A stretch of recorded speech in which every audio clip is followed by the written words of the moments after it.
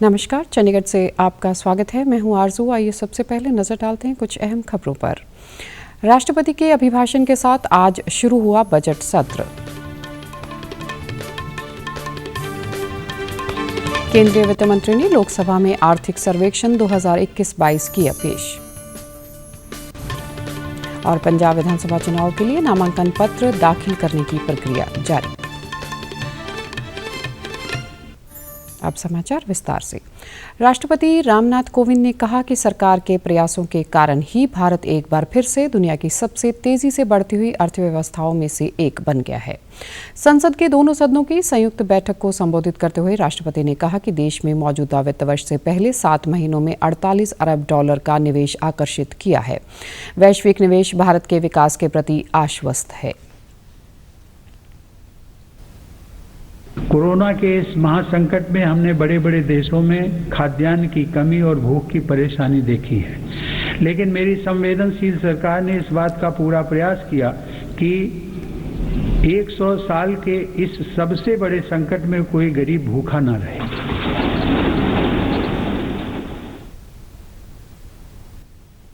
Covid महामारी के बारे में बोलते हुए राष्ट्रपति ने कहा कि भारत के प्रयासों के चलते टीकाकरण कार्यक्रम ने महामारी के खिलाफ लड़ाई में देश की क्षमता को साबित किया है। भारत ने 1 साल से भी कम समय में 150 करोड़ से अधिक कोविड रोधी टीके लगाकर इतिहास रचा है। देश में बने टीके पूरी दुनिया को महामारी से मुक्त करने में अहम भूमिका निभाते हुए करोड़ों लोगों की जान बचा रहे हैं। उन्होंने कोविड महामारी के खिलाफ लड़ाई में स्वास्थ्य कर्मियों, अग्रिम पंक्ति के कार्यकर्ताओं के योगदान की भी सराहना की।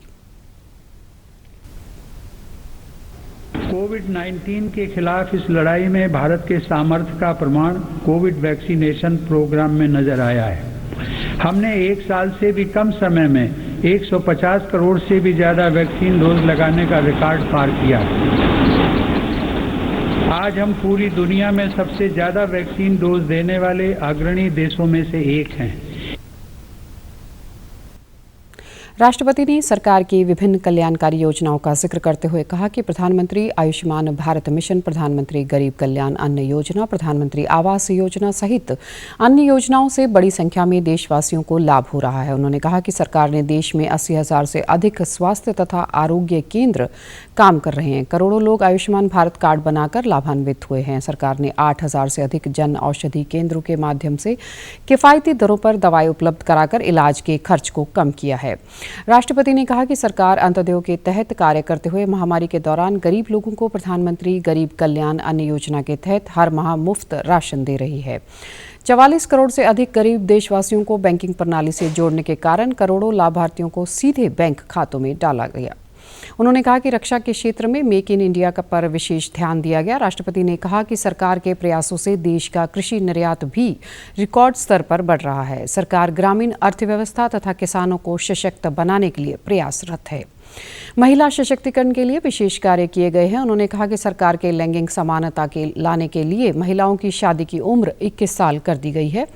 राष्ट्रपति ने अपने अभिभाषण के दौरान बताया कि सरकार के प्रयासों के कारण खादी की बिक्री में 3 गुना बढ़ोतरी हुई है। उन्होंने बताया कि भारत ऐसा देश है जहां इंटरनेट की कीमत दूसरे देशों के मुकाबले सबसे कम है तथा 5G पर भी तेजी से कार्य जारी है।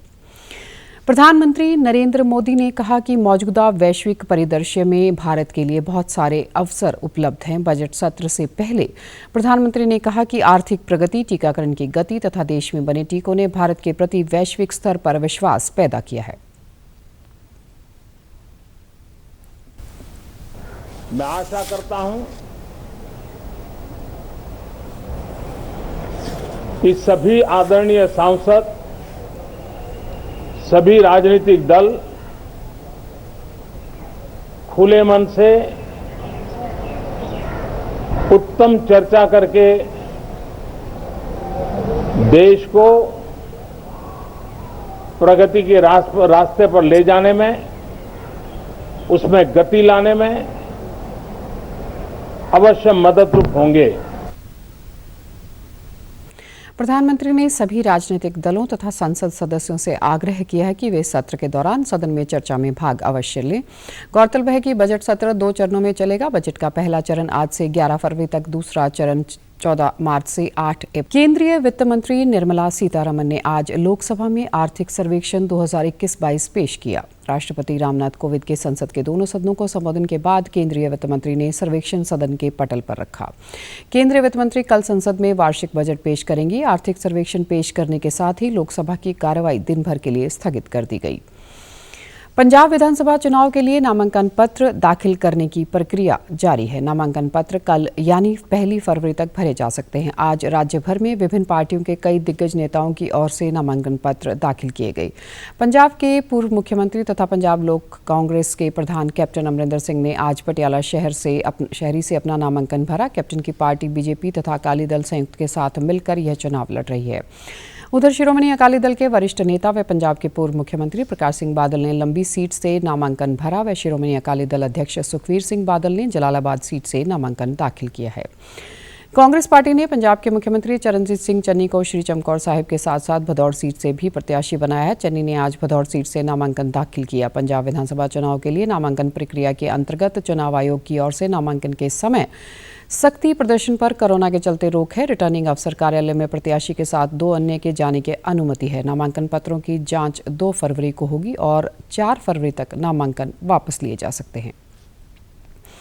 पंजाब विधानसभा चुनाव 2022 से पहले मतदाताओं को उनके मताधिकार के महत्व के बारे में रचनात्मक तौर पर जागरूक करने के लिए पंजाब मुख्य निर्वाचन अधिकारी कार्यालय पंजाब के फेसबुक लाइव इवेंट के माध्यम से शेर को दर्शाता हुआ अपना चुनावी शुभंकर शेरा का अनावरण किया। इस अवसर पर विशेष रूप से विकलांग व्यक्तियों को विशिष्ट अतिथि के रूप में आमंत्रित किया गया। राज्य के मुख्य निर्वाचन अधिकारी डॉक्टर एस करुणा राजू ने कहा कि पारंपरिक पंजाबी पोशाक पहने हुए चुनावी शुभंकर शेरा पंजाब की समृद्ध संस्कृति विरासत को दर्शाता है। कार्यक्रम स्वीप के अंतर्गत प्रचारित शुभंकर का उद्देश्य देश मतदाता जागरूकता और मतदान में भागीदारी को बढ़ाना है, जिससे नैतिक मतदान को प्रोत्साहित किया जा सके। उन्होंने बताया कि स्वीप योजना के हिस्से के तौर पर सोशल मीडिया पर मतदाता जागरूकता संदेशों को व्यापक तौर पर प्रसारित करने के अलावा चुनावी शुभंकर शेरा के पोस्टर, तस्वीरें और बड़े आकार के कटआउट्स का प्रयोग किया जाएगा। यह विशेष रूप से युवाओं की भागीदारी को सुनिश्चित बनाएगा। डॉक्टर राजू ने बताया कि पंजाब के सभ्याचार और मतदाताओं की पसंद को ध्यान में रखते हुए मतदाता जागरूकता अभियान चलाया गया है। उन्होंने कहा कि मतदाताओं के साथ मजबूत संबंध स्थापित करने के लिए नुक्कड़ नाटक और भंडों के रूप में रंगमंच के कलाकारों की पेशकारियों को राज्य भर में बड़े स्तर पर दिखाया जाता है। मतदाताओं की पसंद का पता लगाने के लिए स्वीप कंसल्टेंट मनप्रीत अनेजा के नेतृत्व में एक विशेष फीडबैक मुहिम चलाई गई और प्राप्त फीडबैक के आधार पर सीडेक मोहाली के डिजाइनर जसविंदर सिंह और राहुल अत्रेजा, जिनको स्वीप प्रोजेक्ट में शामिल किया गया है, द्वारा शुभंकर तैयार किया गया। हरियाणा के मुख्यमंत्री मनोहर लाल ने राइजिंग यूथ टॉक कार्यक्रम के माध्यम से 1500 युवाओं के साथ वीडियो कॉन्फ्रेंसिंग के साथ सीधा संवाद करते हुए युवाओं को सही दिशा तथा मार्गदर्शन मिले और उनकी ऊर्जा का सदुपयोग हो तथा युवाओं के सही मार्गदर्शन की आवश्यकता है। मुख्यमंत्री ने चंडीगढ़ में आयोजित इस कार्यक्रम के दौरान सबसे पहले सत्य, निष्ठा, त्याग की मूर्ति अहिंसा के पुजारी महात्मा गांधी के कल बलिदान दिवस पर श्रद्धा सुमन अर्पित करते हुए कहा कि उनका जीवन देश के युवाओं के लिए आदर्श रहेगा। उन्होंने कहा कि युवा कौशल में आगे बढ़ें और अपना जीवन दूसरों के लिए काम करने में लगाएं तथा उन्हें देश व समाज के लिए जीवन जीना सीखना चाहिए। मनोहर लाल ने सामाजिक माहौल में सुधार लाने के लिए सामाजिक, धार्मिक तथा संस्कार युक्त शिक्षा पर जोर देते हुए कहा कि इसके अतिरिक्त लोगों को रास्ता दिखाने के लिए कई अन्य कार्यक्रम चलाए जाएंगे।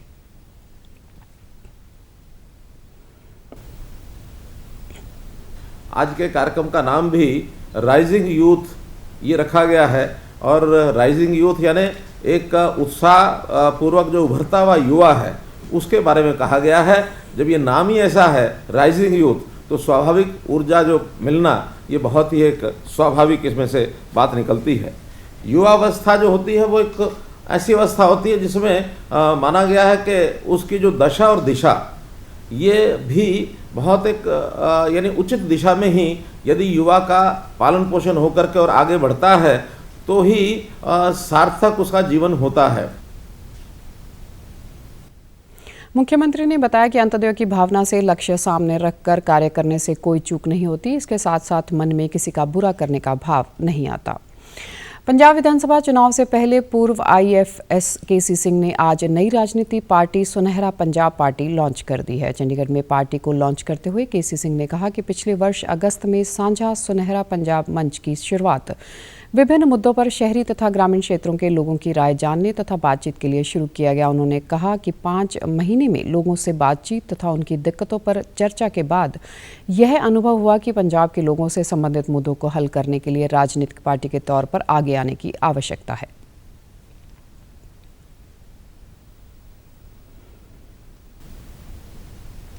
देखो, साडी पार्टी का नाम है सुनहरा पंजाब पार्टी। पंजाब नूं असीं सुनहरा किवें बना सकते हैं। सुनहरा पंजाब सी 1980 ताईं तां पर कैपिटा 1 नंबर ते असीं मोटी गल है कि पंजाब दा जे असीं देखीए किधर नूं लिजाणा पंजाब नूं, वो लिजाण लई एक तां हैगा जिहनूं कहंदे रिफॉर्म, सुधार किवें लियाईए। दूजा हैगा विजन, पंजाब नूं किधर लैके जाना, असीं सुनहरा बनाउण लई किधर लिजाणा, किहड़े-किहड़े मुद्दे है। उन्होंने कहा कि पार्टी की कृषि, युवाओं, महिलाओं, शिक्षा, स्वास्थ्य सहित अन्य क्षेत्रों को विकसित करने की विशेष सोच है। उन्होंने कहा कि पंजाब को उनके सुनहरे युग की तरह विकसित करने के लिए ऐसे नेताओं की आवश्यकता है जो राष्ट्रीय तथा अंतर्राष्ट्रीय स्तर पर अपनी प्रतिभा तथा कौशल से कार्य करते हुए पंजाब को आगे बढ़ा सके। इस केंद्र पर कार्यरत सुश्री सुनीता सागर रूप सज्जा कलाकार आज लगभग 20 वर्ष के उपरांत सेवानिवृत्त हो गई हैं। दूरदर्शन केंद्र चंडीगढ़ में इन्होंने वर्ष 2003 में पदभार ग्रहण किया था। इन्होंने अपनी सेवा पूर्ण निष्ठा व ईमानदारी से निभाई। इस अवसर पर एक विदाई समारोह का आयोजन किया गया, जिसमें समस्त दूरदर्शन कार्यालय सदस्यों ने सुश्री सागर को भावभीनी विदाई दी।